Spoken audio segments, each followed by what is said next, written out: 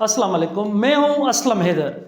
बलूचिस्तान की आज हम सूरत-हाल पर बातचीत करेंगे। बलूचिस्तान की मौजूदा वक्त में जो संगीन सूरत-हाल रही है, माजी की सूरत-हाल और आज की सूरत-हाल, बलूचिस्तान में जाफ़र एक्सप्रेस रेल पर हमला और उसके बाद नौशकी हमला और दूसरे ये जो बलोच के कंपनी के ऊपर हमला, इसके बाद फौरी तौर पे इतने ज़्यादा हमले जो हुए हैं, उसके बाद पार्लियामानी कमेटी की कौमी सलामती कमेटी का इजलास आज बुलाया गया है। उस इजलास में वज़ीर आज़म ने शिरकत की है, उन्होंने बातचीत की है। बिलावल भुट्टो पीपल्स पार्टी की क़यादत उसमें शरीक हैं, नून लीग की क़यादत, अस्करी क़यादत और फ़ौज ISI उनकी तरफ से ब्रीफिंग दी जा रही है कि ये बलूचिस्तान की सूरत-हाल है क्या और उससे कैसे उसको फ़ेस किया जा सकता है।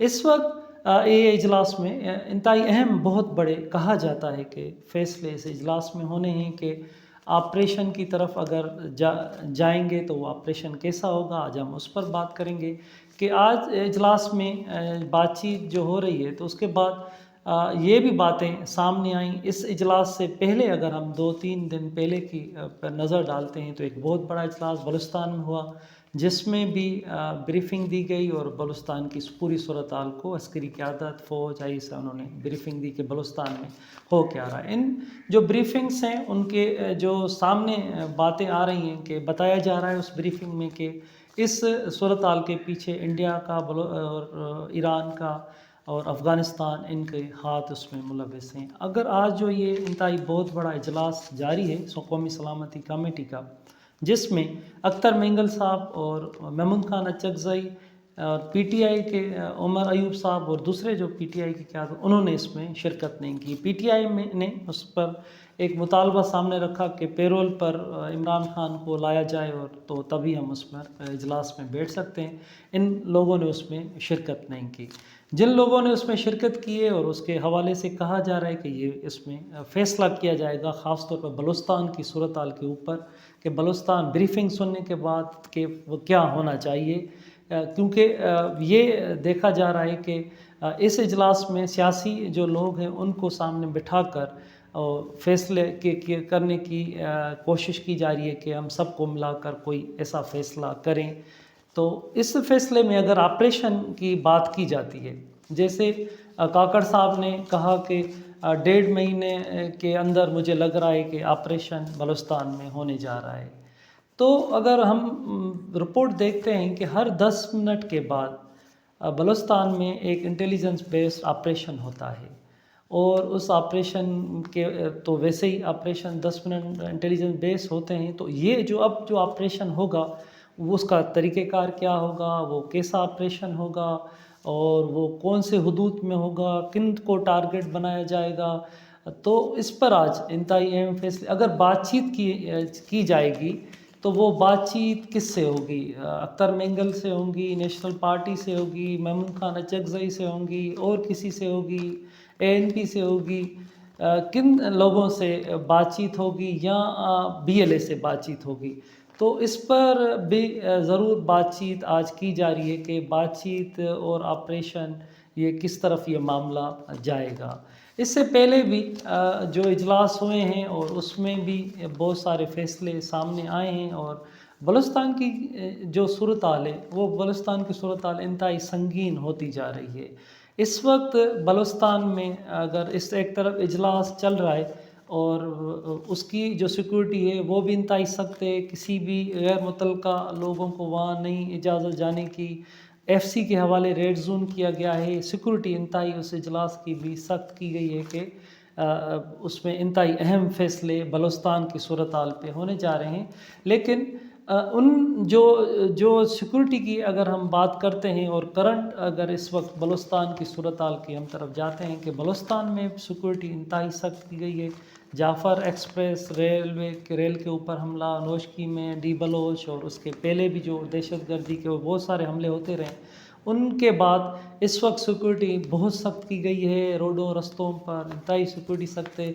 तालीमी इदारों के हवाले से हमें रिपोर्ट्स मिल रही हैं कि तुर्बा यूनिवर्सिटी हो, IT यूनिवर्सिटी हो, उनकी छुट्टियां की गई हैं। सेमेस्टर थे वो कुछ दिन के लिए मुलतवी किए गए हैं।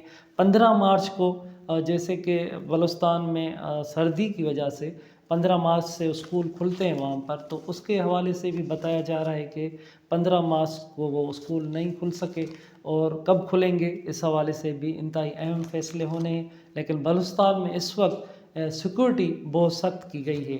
تو آج کا جو اجلاس ہے، اس اجلاس میں انتہائی اہم فیصلے متوقع ہیں کہ بلوچستان کے فیوچر کے حوالے سے اس میں فیصلے کیے جائیں گے۔ ہم جب ماضی کی طرف جاتے ہیں تو ماضی میں بھی بہت سارے بات چیت کے سلسلے بھی ہوئے ہیں، بڑے آپریشن بھی ہوئے ہیں۔ ماضی سے ہم مختلف جو بھی سیاسی قیادتوں کی حکومتیں رہیں یا امرت کی حکومتیں رہیں، ان میں بھی بہت بڑے آپریشن ہوئے، بات چیت بھی کا سلسلہ ہوا۔ بتایا جاتا ہے کہ جب بالاچ مری کو انگلینڈ سے لایا گیا، برہمدہ بگٹی سے عبد المالک بتاتے ہیں، وہ جو وزیر اعلیٰ رہے ہیں بلوچستان کے، کہ انہوں نے ان کو بات چیت کے لیے راضی بھی کر دیا تھا، لیکن بات چیت کے لیے ایک گروپ راضی تھا، کوئی راضی نہیں تھا۔ اس کے حوالے سے پھر یہ بات چیت نہ ہو سکی، لیکن نواز شریف نے اس وقت کے وزیر اعلیٰ مالک بلوچ صاحب کو یہ اسائنمنٹ دی تھی کہ اس پر بات چیت کی جائے، اور وہ بتاتے ہیں کہ بات چیت کے انہوں نے اس پر کامیابی حاصل بھی کر لی تھی، لیکن جب وہ جن کو بتانے گئے تھے تو وہاں پر اس پر رائے نہیں بنی کہ آپریشن۔ پھر اس کے بعد اکبر بگٹی کا واقعہ ہو جاتا ہے، اور اکبر بگٹی کے واقعے کے بعد مسلسل اس وقت تک یہ صورتحال کیونکہ 2002 تک تو ہم جرنلزم کرتے آ رہے ہیں، تو 2002 تک تو پہلے BLA کا نام نہیں تھا اور کسی کا بھی نام نہیں تھا۔ اس کے بعد فوری طور پر جیسے یہ چیزیں سامنے آئی ہیں اور آپریشن اور کارروائیاں، یہ ان میں بہت بڑی تیزی آئی ہے۔ اس حوالے سے یہ بھی رپورٹ سامنے آتی رہی ہیں کہ بیرون ملک کے اس میں ہاتھ ہیں، اور اس کے حوالے سے جو اجلاس آج جیسے قومی سلامتی کمیٹی کا اجلاس ہے، تو قومی سلامتی کمیٹی کے اجلاس، ایپیکس کمیٹی کے اجلاس ماضی میں بھی ہوتے رہے ہیں، ابھی بھی اجلاس ہو رہے ہیں، اور اس معاملے کا ابھی تک کوئی حل نکل نہیں سکا کہ اس کا کوئی پائیدار حل نکلے اور جس میں امن امان ہو جائے۔ اس وقت بلوچستان کی جو صورتحال ہے امن امان کی، وہ انتہائی خراب صورتحال ہے۔ اس کو ہم نہیں اس کی بات کو جھٹلا سکتے کہ بلوچستان میں ابھی امن امان ہے، بلوچستان کی صورتحال بالکل اوکے ہے۔ بلوچستان میں بہت اس وقت صورتحال خراب ہے، جس کے جو نتائج ہیں معیشت کے اوپر، زندگی کے اوپر بہت بڑے خطرناک اس کے نتائج ہیں۔ اگر جیسے کوئٹہ ٹو کراچی روڈ کے لیے ڈی بلوچ کمپنی وہ روڈ بنا رہی تھی، اور بلوچستان اسمبلی کے ہی مطالبات تھے کہ روڈ بنایا جائے وہاں پر، تو ان کو آگ وغیرہ گاڑیوں کو دی گئی ہے، تو انہوں نے کام بند کر دیا ہے وہاں پر۔ تو اس بہت ساری یہ صورتحال بنتے جا رہی ہے، جس میں عام لوگ بھی پریشان ہیں، اور وہاں کے سب کے سب اسمبلی کے اندر بیٹھ کر وہاں کے MPs اسپیچز کرتے ہیں کہ علاقے محفوظ نہیں رہے۔ تو آج کا اجلاس انتہائی بہت بڑا اجلاس ہے، اور ماضی میں اگر ہم تھوڑا سا جائزہ لیں کہ ماضی میں اس اجلاس ایسے ہی قومی سلامتی کا 2021 میں بھی اجلاس ہوا تھا، تو جس میں منظوری دی گئی تھی کہ طالبان کو واپس لیا جائے، اور اس میں بھی نون لیگ کی قیادت، بلاول بھٹو، یہ سب شریک تھے، اور ان کے طالبان کے واپس یہاں لانے سے کیا نقصانات ہوئے، اور افغانستان کے کیا مداخلت ہوئی، دہشت گردی کے واقعات کتنے بڑے، یہ بھی ماضی میں اس اجلاسوں کے اندر ایسے فیصلے بھی ہوتے آئے ہیں۔ لیکن اب کیونکہ یہ حقیقتیں ہیں کہ سندھ، بلوچستان، پنجاب، KP اور وہاں کے رہنے والے لوگ، اور ان کو سامنے رکھ کر فیصلے کیے جاتے ہیں، اور ان فیصلوں کے کیا نتائج ماضی میں نکلے ہیں، ایک لمبی اس کی ڈیبیٹ ہے، ایک بڑی بلوچستان کے اوپر ایک سیریس ڈیبیٹ ہے کہ بلوچستان کی صورتحال کیسے خراب ہوئی، بلوچستان کی خراب صورتحال کرنے کے ذمہ وار کون تھے، اور آج بلوچستان کی صورتحال ہے کیا۔ لیکن آج جو اجلاس ہونے جا رہا ہے، سب کی اس پہ ہو رہا ہے، اس پر سب کی نظریں ہیں کہ آخر اس اجلاس میں کیا فیصلے ہوں گے۔ آپریشن ہوگا تو کیسا ہوگا، اگر بات چیت ہوگی تو کن سے ہوگی، اور بلوچستان کی آخر صورتحال اب کس طرف جائے گی، کیا فیصلہ، کیا حکمت عملی بنائی جائے گی، اس پر آج انتہائی اہم فیصلے ہونے جا رہے ہیں۔